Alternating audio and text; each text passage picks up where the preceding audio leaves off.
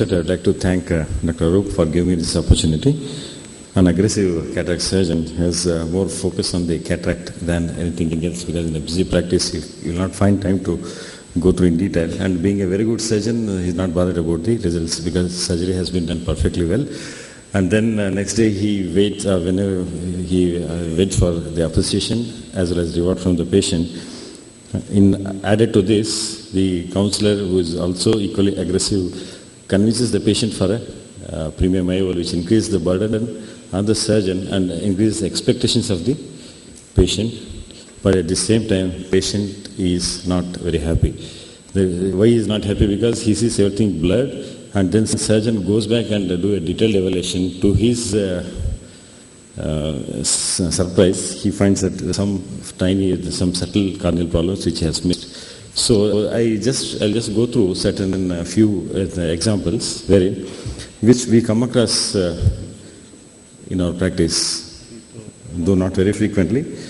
So here a 50-year-old gentleman presented with a total white cataract, and then all other tests were normal, ultrasonography was normal, aspheric IOL was implanted, but the vision was not adequate. Then if you, when on detailed examination, is central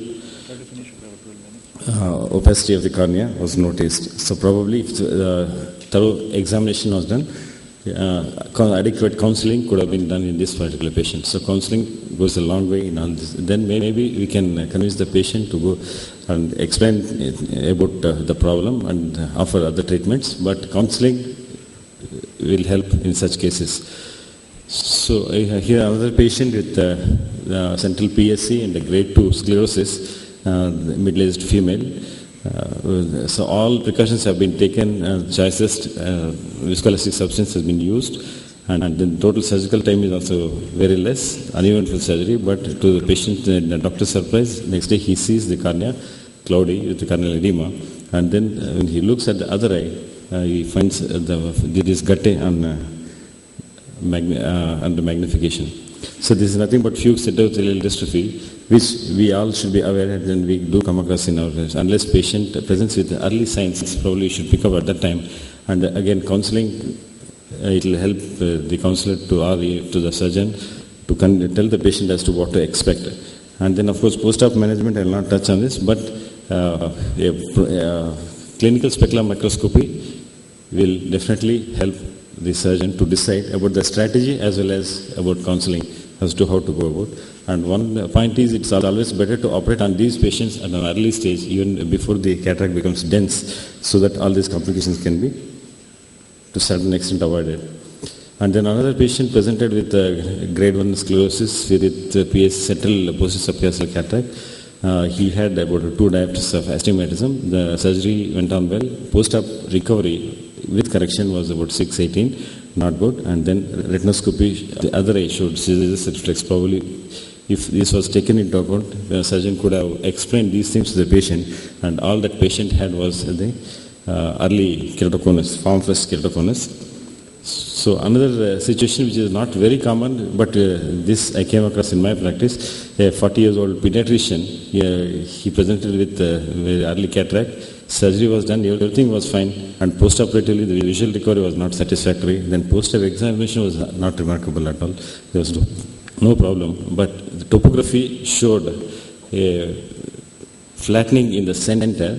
The cornea, clinically everything looked normal, everything else was normal, but somehow we could not explain. So these things we may not come across on a routine basis, but one has to keep in mind. In case of keratoconus, one has to keep a watch on the progression. If there is no progression, probably he can give other options. And then the second case, planning to do a corneal wavefront guided treatment on this patient. Another uneven surgery, the vision was all right in the beginning, and later on, after 2-3 weeks, patient presents with blurred vision. And then on slit lamp exam, you find a lot of these epithelial erosions. So this is a case of keratitis medicamentosa, which we do come across now and then.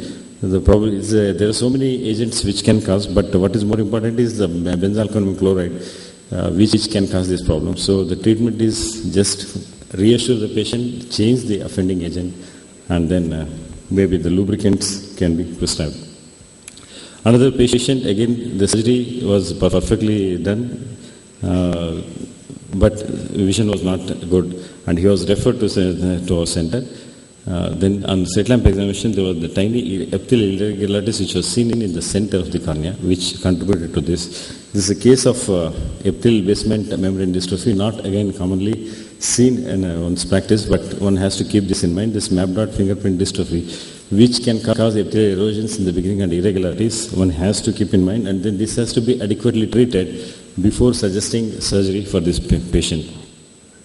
Then again, Salzmann nodular degeneration, which the blue-gray nodules which are seen in the mid-periphery and periphery, the center remains clear. If patient presents with cataract, and if we go ahead and do surgery, probably again there can be subnormal vision, because the center, though it looks regular, but still can have irregular astigmatism. So one has to treat this properly before advising this patient surgery, and then counseling, and then probably one has to go ahead in this.